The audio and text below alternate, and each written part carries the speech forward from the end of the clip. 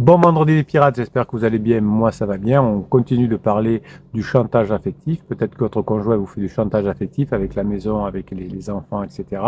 C'est pas facile à gérer, donc je vous ai sorti une formation qui est sortie il y a 2 jours et qui marche du feu de Dieu, qui s'appelle le chantage affectif, le chantage relationnel. Et vous allez apprendre qu'est-ce que c'est ce chantage affectif. Alors déjà à ne pas le faire évidemment vous parce que ça ne mène à rien, mais aussi vous allez apprendre petit à petit à comprendre comment gérer le chantage affectif de votre conjoint. Le chantage affectif, en tant que phénomène psychologique et social, trouve des échos dans diverses disciplines allant de la psychologie sociale à l'histoire de France, en passant par la philosophie antique romaine et égyptienne. Tout le monde parle du chantage affectif depuis la nuit des temps. Cette exploration multidisciplinaire offre une perspective riche et nuancée sur la dynamique de pouvoir et de contrôle émotionnel dans les relations. Dans la psychologie sociale, le concept de pouvoir relationnel a été étudié par de nombreux chercheurs, par exemple John Fresh et Bertram Raven, qui mettent en lumière 5 bases du pouvoir dans le couple. Le pouvoir coercitif, le pouvoir récompense, le pouvoir légitime, le pouvoir référent et le pouvoir expert. Ces bases montrent comment le chantage affectif, j'y reviens évidemment de façon plus complète dans la formation, vous l'avez compris, le but de ces vidéos, c'est de vous donner la grinta pour mettre en application ce que vous apprenez dans les formations. Ici, on ne fait que de vous donner la grinta. Je vous rappelle que mon métier, c'est de vous créer des formations depuis 1999 pour récupérer votre couple et que j'ai créé tout un écosystème autour des formations pour que vous puissiez bien les mettre en application, les vidéos du matin, les shorts que je vous fais dans la journée, les textes que je vous écris. Pour accéder à ces écrits, à ces shorts, eh bien, il suffit de cliquer dans le descriptif sur Afficher plus, vous verrez il y a un lien qui vous permettra d'accéder au canal Telegram des pirates, au catalogue de 200 formations, au groupe Facebook bien sûr, mais aussi ça vous permettra de vous donner la grinta pour écrire sous les vidéos pour encourager les autres pirates à réussir. Hein, c'est le combo gagnant, c'est je fais les formations, je me forme et je me donne la grinta avec les autres pirates, notamment les encourageant et en leur demandant quand même de m'aider à mettre en application les formations s'il y a des choses que j'ai pas trop compris. C'est le côté merveilleux de cette team. Voilà. Donc je vous laisse cliquer sur le bouton, sur le lien, vous verrez, vous avez même droit à une formation gratuite, le Best of 2023. Donc, ce que vous allez apprendre dans la formation va vous montrer comment le chantage affectif peut s'exprimer à travers différents types de contrôle, allant de la menace de punition, pouvoir coercitif, à la manipulation basée sur l'admiration ou l'identification, pouvoir référent. Par exemple, dans les relations de couple, l'un des deux partenaires peut utiliser la menace de retirer son affection, la séparation, ou son soutien pour influencer l'autre. Hein, c'est souvent ce qui vous arrive pendant la phase de sécurisation, à la fin de la phase de sécurisation, au début de la phase d'alarme, de la phase d'exploration. Et c'est là que vous commettez beaucoup d'erreurs d'interdits qui font que votre conjoint s'éloigne encore plus.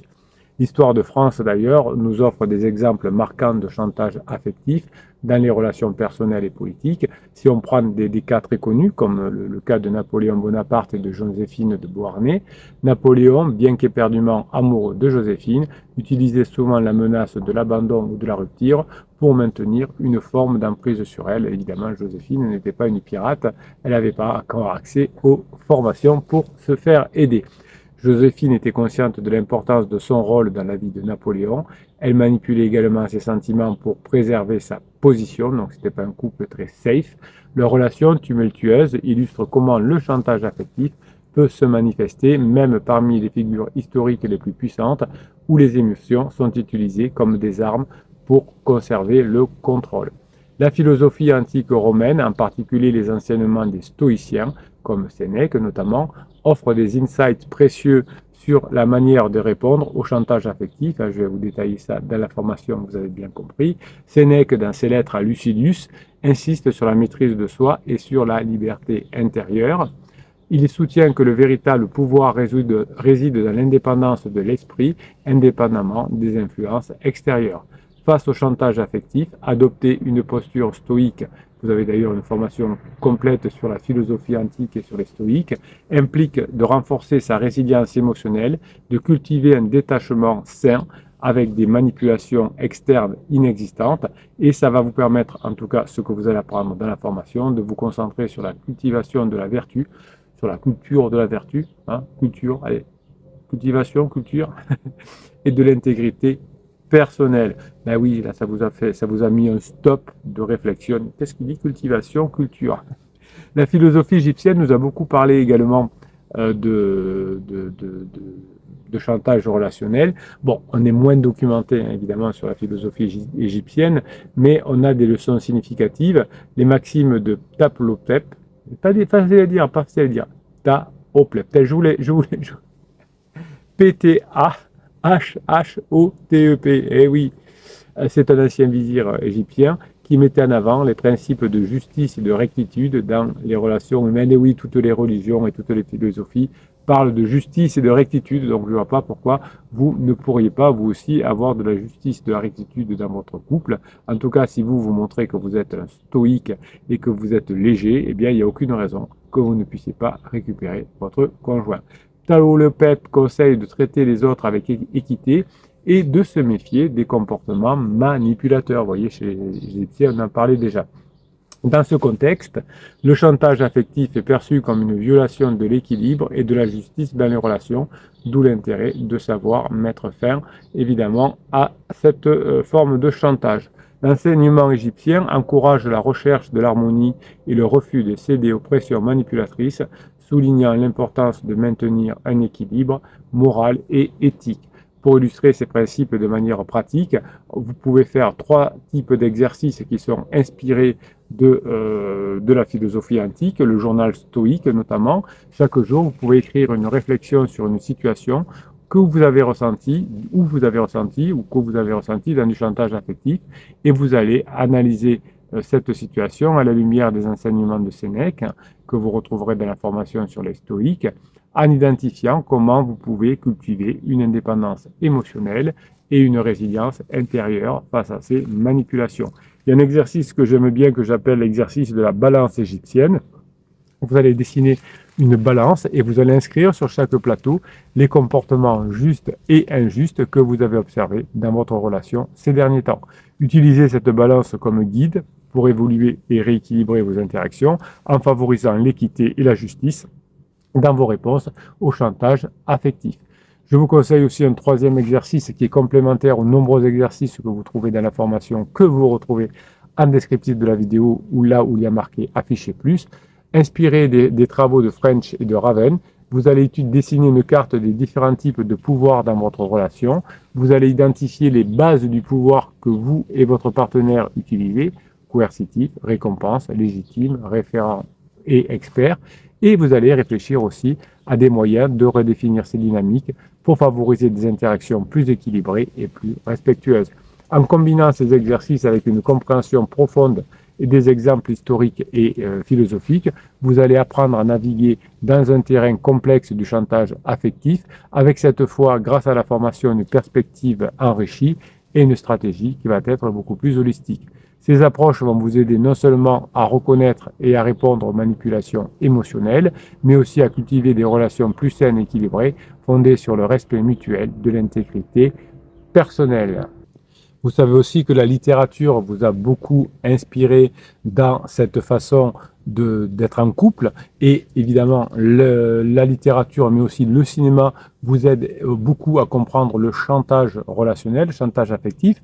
Si on parle roman et littérature, The Night Watchman de Louise Erdrich, qui était en 2020, c'est un roman paru en 2020, le personnage de Thomas Vaclac utilise la menace de révéler les secrets pour maintenir une influence sur les membres de sa famille et de sa communauté. Nous, on ne fait pas ça chez les pirates, vous l'avez compris.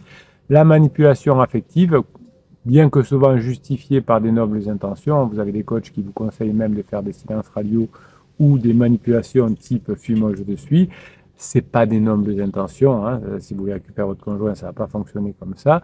Eh bien, si vous arrivez en revanche à contrôler vous-même vos émotions, vous allez pouvoir vous manifester avec des formes apparemment bienveillantes, mais profondément perturbatrices. Évidemment, hein, c'est le contrôle de vous-même qui vous permettra de récupérer votre conjoint. Vous pouvez, pour comprendre comment répondre au chantage affectif, ça vous expliquer dans la formation, vous allez regarder au-delà des interactions de surface et d'examiner, et vous allez apprendre à examiner les dynamiques de pouvoir sous-jacentes. Dans Little Fires Everywhere de Céleste Neg, nous voyons comment Elena utilise sa position sociale et ses ressources pour contrôler ce qui l'entoure. Mia Warren, en réponse, choisit de se retirer de ses jeux de pouvoir, affirmant son indépendance en se concentrant sur ses propres valeurs, comme vous allez faire, mes pirates adorés, et sur ses propres besoins. Cette stratégie de détachement peut être une réponse puissante au chantage affectif. Vous allez apprendre à redéfinir les termes de la relation sur des bases beaucoup plus égalitaires. Vous avez bien compris que le cinéma et la littérature montrent que la confrontation directe n'est pas toujours la solution la plus efficace. C'est ce que vous allez comprendre dans la formation. Dans le film Nomadland de Chloé Zhao, qui était en 2020, Fern choisit une vie nomade pour échapper aux contraintes et aux manipulations de la société traditionnelle. En adoptant un mode de vie qui reflète ses véritables aspirations, elle démontre une forme de résistance subtile, mais profonde, aux pressions sociales et émotionnelles. Cette approche souligne l'importance de trouver des voies alternatives pour se libérer du chantage affectif en alignant ses actions sur ses valeurs profondes. Je vais vous donner encore 3 exercices complémentaires à tous les exercices que vous allez trouver dans la formation.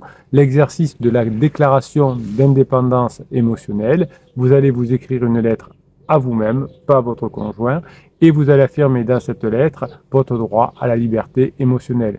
Vous allez décrire les comportements manipulatoires que vous ne tolérez plus, mais que vous ne ferez plus non plus. Vous ne ferez plus ni de silence radio, ni de fuis-moi je te suis.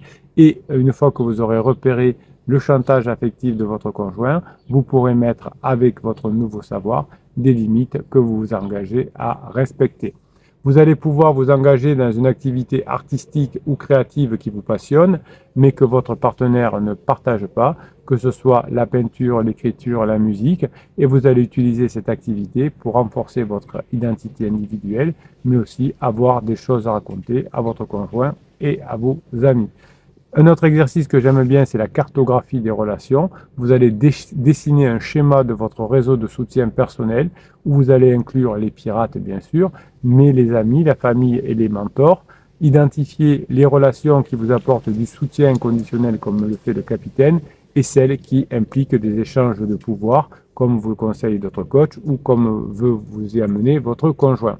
Utilisez cette carte pour vous concentrer et concentrer votre énergie sur une relation saine et équilibrée. C'est ce que l'on prône ici dans cette team, dans cette famille, des relations saines et équilibrées, pas de manipulation. Ces exercices, en conjonction avec une réflexion sur les exemples tirés du cinéma et de la littérature, vont vous aider à naviguer dans les eaux tumultueuses du chantage affectif.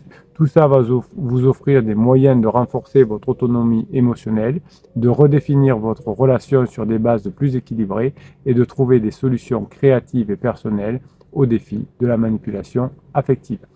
Pour accéder à cette formation et aux 200 autres, vous avez un lien que vous allez retrouver juste en dessous de cette vidéo dans le affiché plus, dans le descriptif. Vous pourrez accéder au catalogue des formations, au canal névralgique des pirates, le canal Telegram, où je vous mets toute la journée des ressources pour pouvoir mettre en application les formations. Bien sûr, sous les commentaires de ces vidéos, vous pouvez intervenir. Vous pouvez aussi intervenir sur le groupe Facebook des pirates. Vous êtes 1300 pirates à bavarder tous les jours dessus et le capitaine vient vous aider également. Je vous rappelle également que vous allez pouvoir cette saison apprendre aussi à créer une activité à partir de votre passion qui pourra devenir lucrative, vous faire rencontrer du monde, bref, passer en phase 4 et si vous n'êtes pas effectivement en crise de couple, eh bien vous pourrez quand même faire ces formations sur le side business pour vous apprendre à avoir un revenu complémentaire, voire en vivre complètement, pourquoi pas, de votre passion. Et ça, c'est une directive qui va aussi changer votre vie et financièrement, mais aussi et surtout de façon relationnelle. Je vous souhaite la journée que vous méritez, mes pirates adorés. Je vous kiffe et je vous kiffe grave.